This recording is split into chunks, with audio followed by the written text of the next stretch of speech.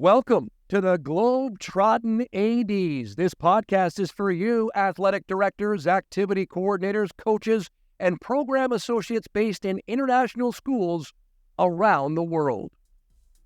The Globetrottin ADs is proudly hosted by Nick DeForest from the American International School Vienna and Matt Fleming from the American International School of Budapest.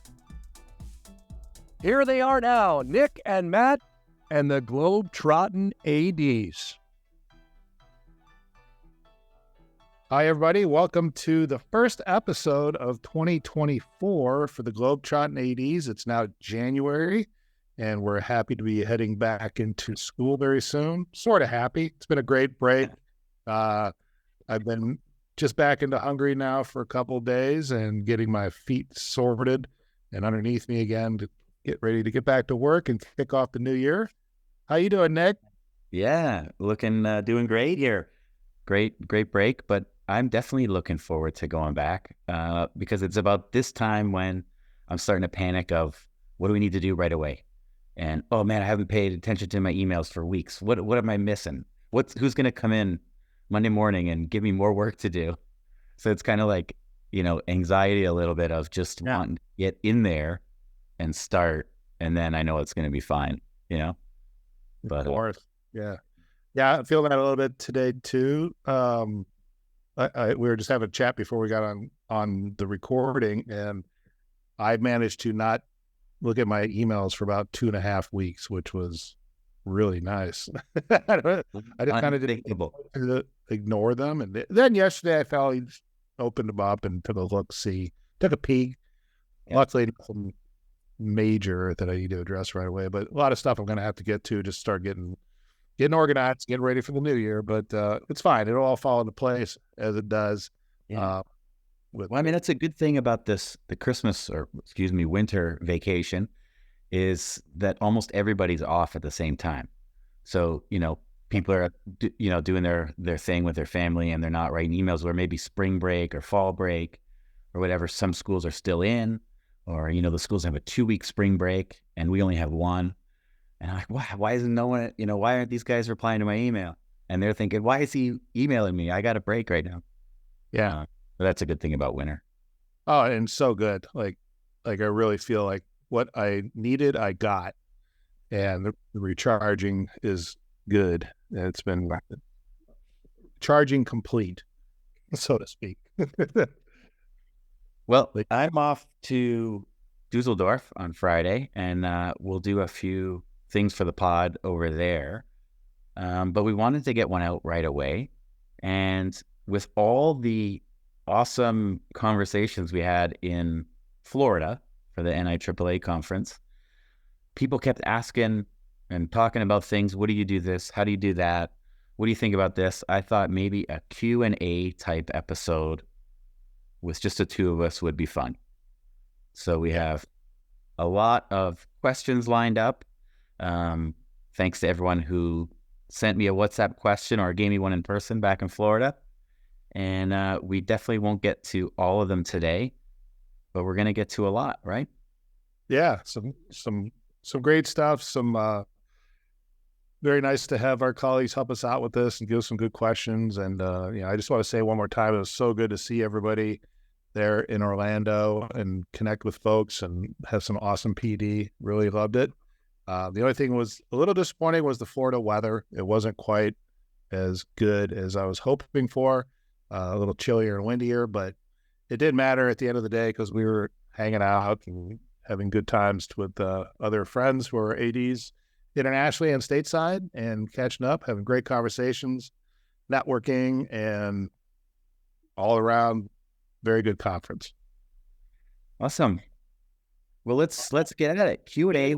We will read some questions or read a question, say who it's from, and then each kind of give our thoughts, but not linger too long on each question, right? Matt, fire away. Go for it. All right. So our first question, we're going to do a combo question from Juan. He has two, but we're going to mash it into one. So his question was, what was your biggest challenge as international AD, and what were you most proud of in your tenure as a leader, as an AD? Wow. And I'm first. Now, you planned this well. Thanks, Juan. Biggest challenge I would think would be to navigate the COVID ups and downs. I wouldn't say, the pandemic as a whole, but the challenges of now this week you're allowed to do this, and then next week you can't do that anymore. You need to do this. We had a lot of changing regulations in Austria, and it felt like we had to be on the ball all the time of what was coming in German, telling us what to do, translating it, and then getting that out to coaches and athletes because they all wanted to do whatever they could. Yeah. But I think we did a great job. Yeah, and you guys are doing testing as well, in school, testing every day, and your office is in charge of that. It was crazy. But yeah, definitely a lot to navigate through. I mean, I always felt like, because we were touching a lot back then, of course, when we were trying to schedule stuff, and I could tell it was a lot of work because you guys were always a little bit ahead of us in terms of restrictions being lifted or being allowed to get back into your program with restrictions or without restrictions. And it was, you could definitely see where the challenges were coming through. Yeah. But I would totally agree. That was a wacky time, and I'm glad that's way behind us. Oh, yeah. Most proud, I'll go to that one, and I think it's tough. I don't relish in doing good things all the time. I'm always looking for the next thing, and don't kind of linger too long, it sounds bad, but it keeps me busy, I think. But most proud, I think, would be all the signage around our area and making the athletic area a place where everyone who comes in says, wow, and wow, people really care about this, program and department and area. It felt like every empty space I had, I put a sign or something in it to kind of jazz it up and feel like a cool place. So I love walking into the athletics hallway and up past the gyms into our office, and I hope everybody else does too. Yeah, if I got a chance to get over to Nick's school to check that out, it's pretty impressive, and you could almost do a side business. I'm telling you, but going into schools and telling them what they need to do to jazz it up a little bit, like we had Juju help us out with that one time from doing it. So that was a great episode. Yeah. Yeah. What about you, Matt?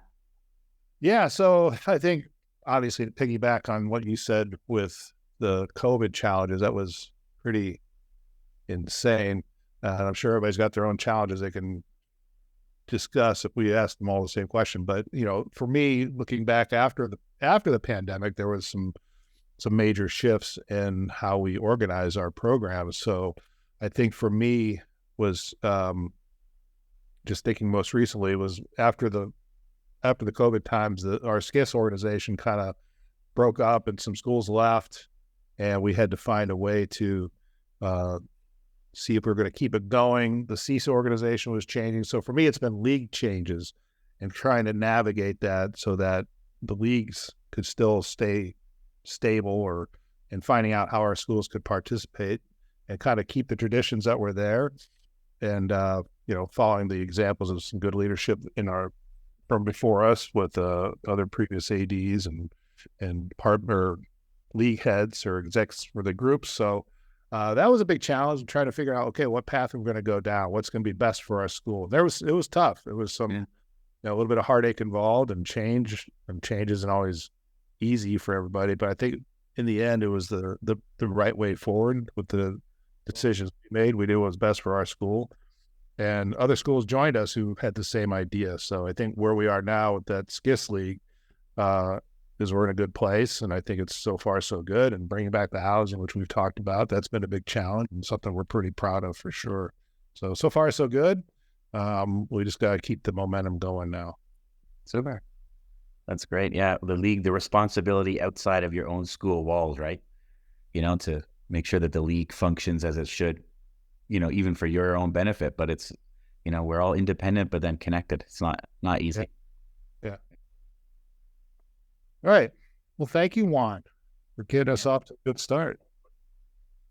A couple other people, of course, asked similar questions about challenges or mistakes or things like that. So thanks for those. Turner was one of them, but he also had a question about something I actually haven't thought of before. But Turner Neal says there has been talk about a Champions League style of tournament involving international schools from different international conferences. What do you see as the biggest challenge of making that happen? Interesting. Yeah, I mean, the idea of it sounds pretty awesome to have a Champions League. But man, I mean, we're pretty good at logistics, right? Yeah. In our regions and knowing what we know and who we know and how things work. But man, I don't know how that would work. How are you going to get a champion from, the APAC of Asia or whatever to play the European champion of ISTA? And okay, who wins that game? Who are they going to play next? So Sure. Yeah, in the U.S., every state, of course, has a state championships, and they don't have a national championship, so it would be too chaotic to work out. But love the idea. I think it'd be super cool. But yeah, I think. Yeah, I mean, so logistically, for sure, like even within Europe, never mind changing continents.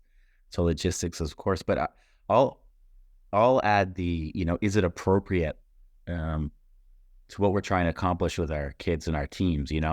I think our season-ending tournaments are already maybe too stressful. You don't do much during the season, or you have these friendly games, and then bam, you fly over. You're playing in front of a packed gym in a tournament that has to decide a winner in 2 days. It's totally different, and it's could put too much emphasis on winning already. So then to say the winner of that goes on to a Champions League or a Champions Tournament, it's even more pressure. And I don't know if that's the right, holistic thing for us. Actually, that's interesting because that used to be part of the ISST model, right? There was a promotion relegation system. And I wonder did that ever come out of any of the discussions, do you know, amongst them? Like, is this Absolutely a model in terms of like, what are we trying to accomplish? Is it winning over international school? Right. Well, that promotion relegation, it tried to make tournaments and schools play equal caliber, schools, right? So it helped the competition be more equal. But that's hard when people are moving in and out anyway. Yeah. But it made a crazy, at the top of, let's say, Division 2 was fine. You win the tournament, you move up. That kind of thing is normal. But then it made the relegation games in Division 1, sometimes the most stressful and crazy games in the tournament. And you're like, you're not playing for, well, back then we had 12 teams sometimes. So, playing for 11th or 12th place, you're playing for who goes down. Yeah. It was just crazy stressful with often really bad teams. So then you got coaches super stressing out with kids that just maybe aren't good enough, and definitely because they're in 11th and 12th place, and now all of a sudden it's super important. It was interesting.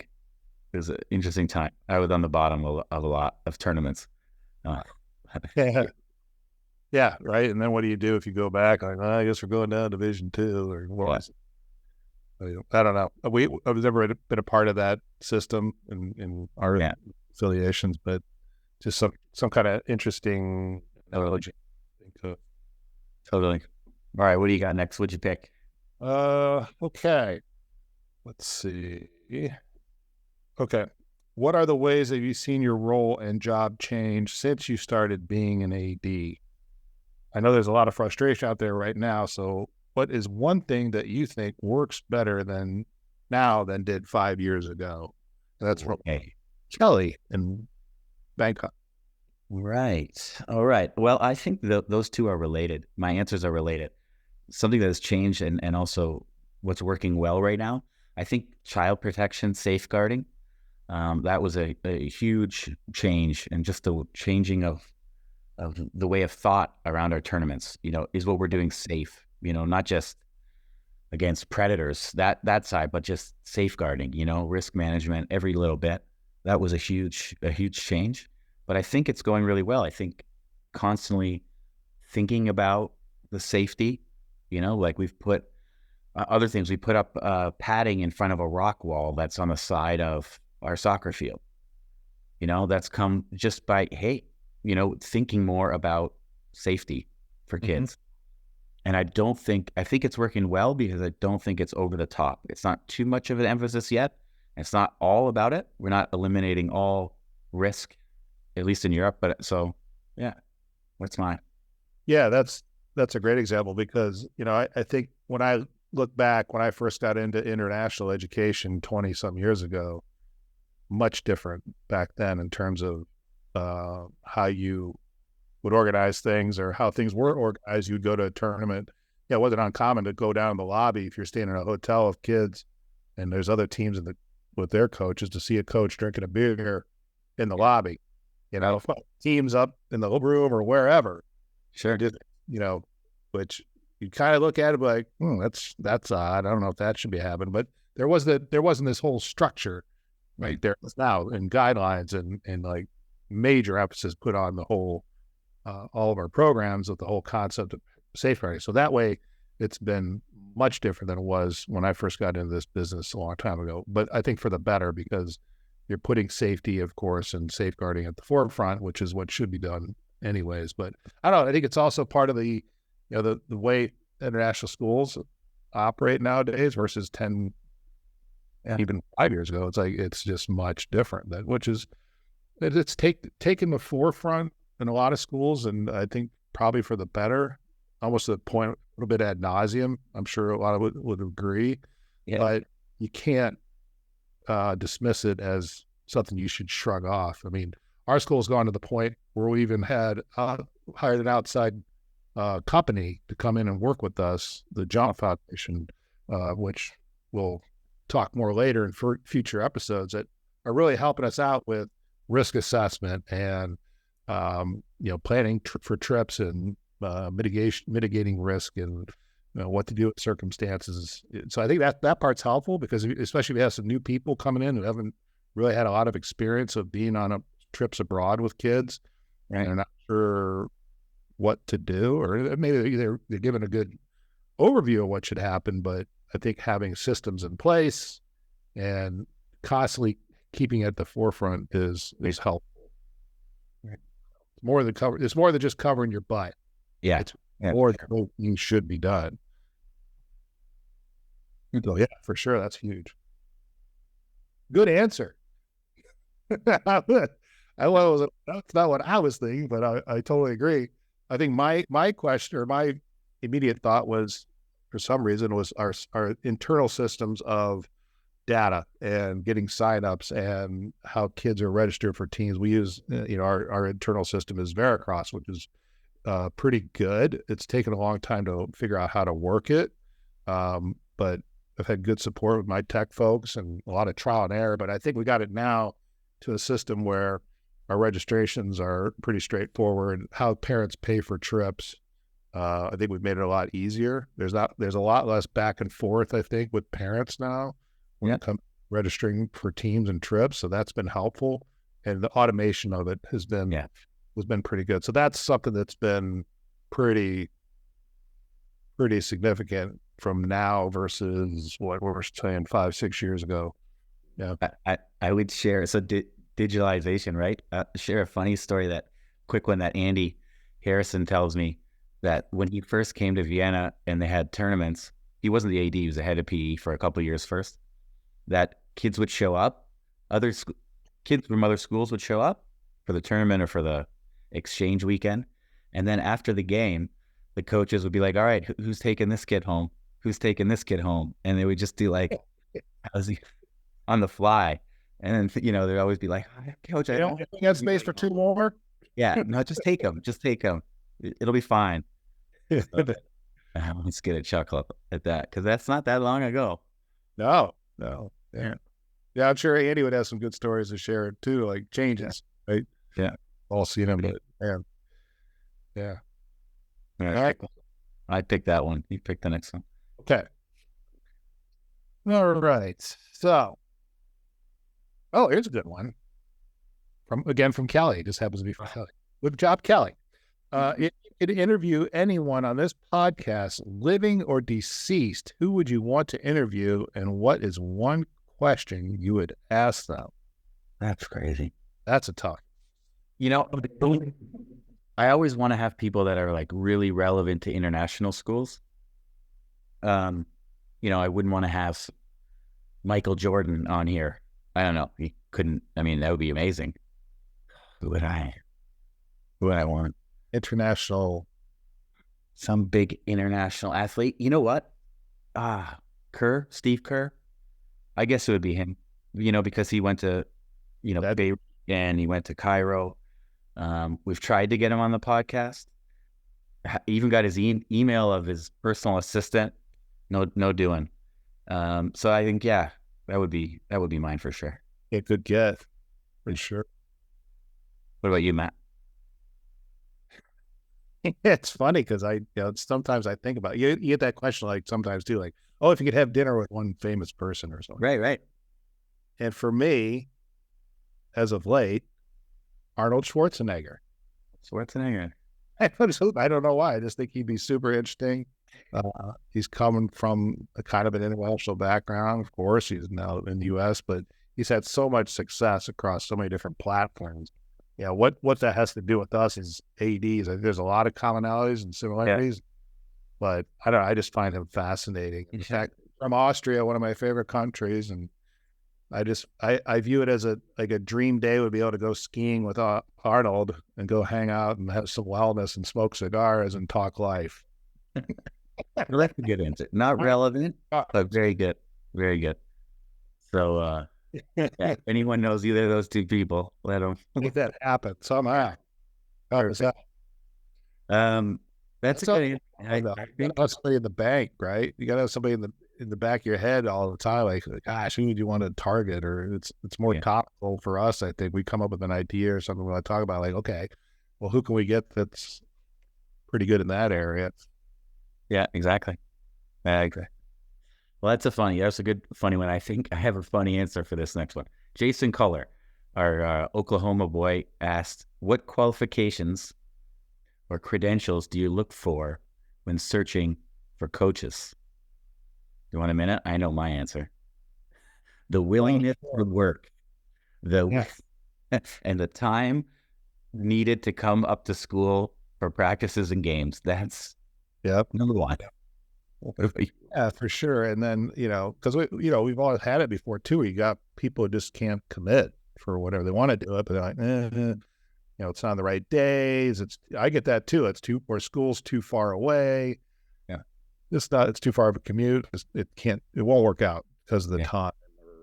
It's tough. It can be tough for the times after school, the tournament weekends and all that, making sure it lines up. So a lot of ways we're lucky we can get people in-house because it automatically lines up anyways, so that helps. But of course the usual things we're looking for outside of commitment and being able to just show up and do the job. But of course, for me, number one is going to be understanding and lining up with our philosophy of what we want to do with kids and in our program. So what are the outcomes we want for kids once they get through a season in our program and with our teams? Yeah. And that's mostly, you're even more relevant when you hire external coaches, right? Questions that they realize this isn't the club team that they maybe coached before. It's more inclusive. So, well, let me just ask the next one because it answers, or they go into the same thing. Andre Silva asks, what has been the biggest challenge with coaches after the pandemic? And to me, getting coaches, seriously, that's why my answer to the last one is if you have time. I've had serious problems the last 3 seasons. We filled the last couple coaching slots after tryouts started in the winter season, and we still don't have enough swim coaches right now. But it's barely enough. But so that's my biggest challenge with coaches after is people having time to coach. Yeah. See the same? Yeah, and along those lines, because of last year was the first year we were able to start traveling full time for the season. And a little bit the year before, like towards the spring of 22, I think it was, we could start traveling again. That was great. But the whole of last year was spent sending an extra person, which I know you guys are doing as well. Yeah. And finding that third person to travel with a team when you have two coaches or a coach and a chaperone, and then finding a third person. By the end of last year, we were really, really running on fumes of trying to get people to go on the trips and, lining up with, okay, well, who is it? And how many days have they already missed this year? And, well, Yes. and way they're going to get paid, or they get, so there was a lot of challenges to sort through to make those trips happen and make sure we were following our safeguarding procedures and making them as viable as possible. Right. But yeah, that was big. So I think with going back to housing for us, that's been one relief, is not we had a third person. We still have trips where kids are going to go away, and we are going to do one overnighter this season. But that's going to be a little more doable than 6 at the end of the season where you're trying to get 3 people on every trip. That's a lot of people out of the building. Yeah. Yeah. Okay. I'm next. Again, from Andres Silva. I thought it was going to be the one next down on the list, but it's how do you find balance between your work, your family, and your personal life? Yeah. And how do you parenting with that? Lorena also asked a very, very similar question. I think the way that's worked well is not having to be at everything at school. So we got a good team, obviously, of people. But, you don't have to be there, or I don't have to be there for every game and every practice. There's days of the week that, boom, soon as school's over, I'm out of there. And coaches are capable. There's a nurse on duty. They all have my phone number if something really goes on. And then when there is something, I can switch off with Andy. Like Andy does stuff some Saturday and I don't have to be there. Or I do some and he doesn't have to be there. So I think having other people that you can rely on and not having to do everything yourself has been a great way to balance that, because I don't have to be there till the end of the last basketball game every weeknight, or maybe don't have to be there before all the teams show up on a Saturday morning. I can come in later, and switch it off. So finding people that you can do that with, either having a good assistant or putting a little more emphasis on the coaches to maybe set something up and you be there maybe when the game starts and not an hour before. I don't know, something like that. Yeah, so along with that comes making sure you have good systems in place, right? And like you had said, having the nurse in place. Well, okay, what else is going to need to be set up in advance, or something that just makes life a little easier? So that comes with experience and know-how and being on the job. Yeah, that's definitely probably helped decrease your stress a little. Yeah. Me with balance of work and personal life, I think for me, more so the last few years along those lines, is being able to just kind of, like we talked about at the beginning, like I wasn't going to check emails. Like that was a done deal. I made them myself. So it's not happening. And I did actually pretty good at it. I didn't stress out about it. I just didn't do it. Yeah. And I felt better for it by not doing that. So I think being able to listen to yourself a little bit, talk through those things, and know it's going to be okay. You're not going to do anything majorly wrong, or you're pretty competent and confident in yourself. That the major stuff you're going to always be there for anyways. But usually it's those little things, I think, that are really the nitpicky things that grind at people and stress them out. And, I think there's a famous saying that goes, don't sweat the petty stuff and don't pet the sweaty stuff. It's true in a way. So, but you got to find out what those things are. You got to figure out what those things are and what's, not going to overwhelm you and put you in a place where you're going to panic or make a mistake. That's what we want to avoid, of course. Right. But I just try to keep, for me too, is just trying to stay active and healthy and keep up my fitness helps out a lot. I like to take advantage of the facilities we have at school. It's going swimming or working out when I can. So just making that part of my routine and keeping it at the forefront too. Yeah. Yeah, that's great. That's a great one. Well, how about what sport do you think has the most camaraderie among opponent coaches? From Cat, can't go on. And which sport are opponent coaches most sport? I was gonna leave the second part of that question out. Yeah.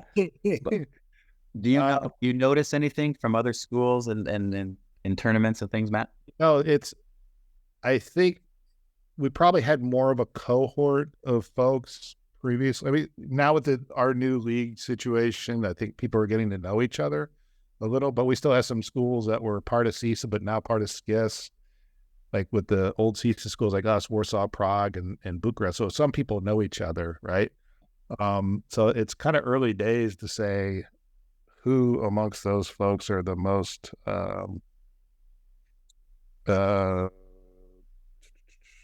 the most camaraderie. It's hard to say. I mean, I think from my observations of when I had a couple tournaments and we had the coaches dinner, it seemed like pretty much everybody was getting along pretty good and sharing stories and ideas. And that's what I always like to see too. We have these tournaments is the stories people can share. They don't realize it, but they're actually doing professional development in a way because of all the talking that's going on. But I think in the past, I've seen swim coaches seem to be very, the camaraderie seems pretty good. I think with the sports, a lot of times the contact's not involved. Yeah. The correlation to the camaraderie can probably be a little higher. But I've noticed that just in the cross-country, track, and swim coaches. Like, I think also there's a component of fitness involved. That a lot of times you'll find your swim coaches, your track coaches, they're to it themselves as well. So like they have a lot to talk about in terms of their personal approach towards the sport and the coaching. Right. I did find like we don't host any of those things, and I haven't coached them, right? But thinking of baseball, I know we always had a lot to share with each other because we felt like there wasn't really huge baseball communities at our school. So once we were at a tournament, and I did 12 team tournaments, then it was really a chance to connect with people. But from what we host, it's funny you mentioned like the contact in there, and this is generalizing, but I found soccer coaches that have the most camaraderie, and on the other side, basketball coaches. And they're both like contact sports, but I think soccer, and not growing up a soccer guy, but it's okay to foul each other and roll around and moan and scream at the ref and scream at everybody. That's just part of the game. And then when the game's over, everybody's fine. And then they go have a laugh. Where in basketball, it's how much is allowed. It's really nitpicky, the rules. And I find the coaches then really stay upset afterwards, Yeah. But it's fun. Also, there's lots of soccer coaches in our region that have been around for a long time. Like our varsity boys coach in Zurich and The Hague and places like that. So that helps, of course, too. Sure. Yeah. Questions. All right. We got 2 more, maybe? Yeah. All right. Our next question is coming from Mark Jespers, and it's a good one. Short but sweet. How do you balance being inclusive and competitive in your athletics program? Yes. Well, we always say we have a competitive program because there are cuts. There could be cuts from varsity to JV. We try to make B teams and C teams. We try to include everybody, but we don't always. So there's that aspect, right? So we do try to balance it with that of making other teams. But inclusivity, being inclusive doesn't mean that we're going to just take everybody, not by definition anyway, right? But I do feel that once we have, and I'm sure this is the same for almost every school, international school, once we have made the team by whatever means we have everyone play or have rules that everyone needs to play. Maybe not in the finals of the tournament or something, but in every game. So I think that's how we balance it, is that we get as many people playing as we can. We try our best to make more teams or push the roster limits, as big as we can. But then once they're on the team, they're all going to play. They're all going to get game time. Yeah, I think for us, it's a matter of managing space, of course, and time and personnel. Can you get an extra person to do it? I think I've been fortunate. I've been able to find people who, okay, we're gonna have a second JV girls volleyball team, because it was so popular. So many kids came out, and we didn't want to just let them go. And we've managed to find a plan, and it took flexibility on everybody's part, because we did have to share space. We did have to jumble the schedule around a little more and make a Friday practice, which worked out for the most part. The kids who wanted to be there on a Friday, they were on the developmental team, they came, and I got an extra person who would come and work with them too. So that was great to see, because there was a commitment on both parts, and we made it happen. So I think anytime we can make it happen, and there's good planning in place, and you understand what the outcome you want from that too, other than just, hey, you're going to come get your cast time, don't worry, we're gonna, there was a little more into it than that, because there was an expectation showing up and being there for the practice and making it worth everybody's time. So yeah, but then we could also have the competitive part too. If we could, we were actually able to enter that second team into a local tournament, so that was a great way to kind of cap off that season, make it even more worth their time. Cool.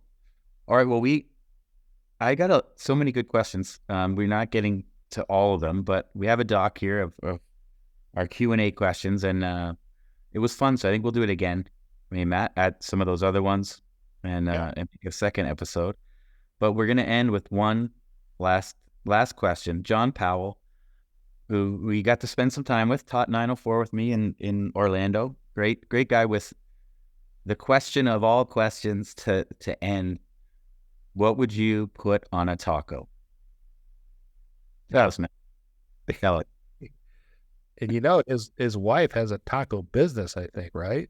Very good cook, right? That's what. So we need to make it down to Brazil sometime. Check this out. Gosh, hey, taco. Okay. I mean, I think of like taco. I go to Taco Bell. This is a bad comparison. We have taco night here, right? So I like every taco, but I'm going to have to go with the works, like sour cream, cheddar cheese, lettuce, the meat, little guacamole, and my Frank's Red Hot. I put that on everything, just like the label says. So there's definitely going to be some Frank's on there too, make it worth my while. There you go. Some Frank's. That's a good one. Well, I'll have we made tacos 2 nights ago, and I really don't care what's inside. Veggies, onions, any kind of meat, fake meat, beans, I don't care. But my go-to and my answer for this is I always make double-decker tacos. So you get the hard shell, you got the soft taco around it, right? So get the soft taco, put some cheese on it, microwave, 20 seconds, yes, wrap it around the hard taco. Double wrapped. It's amazing. Because hard tacos are just too hard. They break, but I like them. I like the crunch. So yeah, it's my go-to. All right, I'm going to try that next time. Thanks, Dick. More share, as always, here on the Globetrottin AD. All right. Well, that was some good stuff. We have more questions, of course. We're going to get to the next batch. Maybe we'll do a little recap when you return back from your trip to Dusseldorf. Yeah. Look forward to hearing all about that. And you're going to be doing some chatting with folks up there, get some feedback and get some pod material. Absolutely. Unfortunately, I won't be able to join you this time, but I'll try to make sure I'm at the next one. Yeah. Schedule just a little too hectic to start off the new year. It is tough right after the new year, and then there's conference meetings and things like that also right around this time. So, yep. But we got some other good pods in the works. A couple authors coming on. I know a couple of you guys got some other ideas and things to pull out this year and get us 2 and past 100 episodes. Yep. All right, we're almost there. Put a cap on 94, and that leaves us with 5 more to get to our magical 100. Looking forward to it. All right, everybody out there, have a great start to the new year, and we'll chat more and have more good stuff for you on the Globetrottin ADs here in 2024. Kukri are a global multi-sport clothing brand specializing in providing the world's most prestigious schools with bespoke-made and designed team uniforms for students of all standards and abilities. If you are frustrated by inconsistent colors, branding, costs, and sizing across your school's uniforms, then it's time to discuss an offering where every sport is available from softball to soccer for male and female athletes at rates to suit your budget. To find out how Kukri could elevate the apparel of your student athletes to a professional level, email the team at contact@kukrisports.com. A dedicated sales manager will offer you a quote today. Mention this ad and receive a special offer on your coach or PE staff order. Until next week, this has been another episode of the Globetrottin ADs.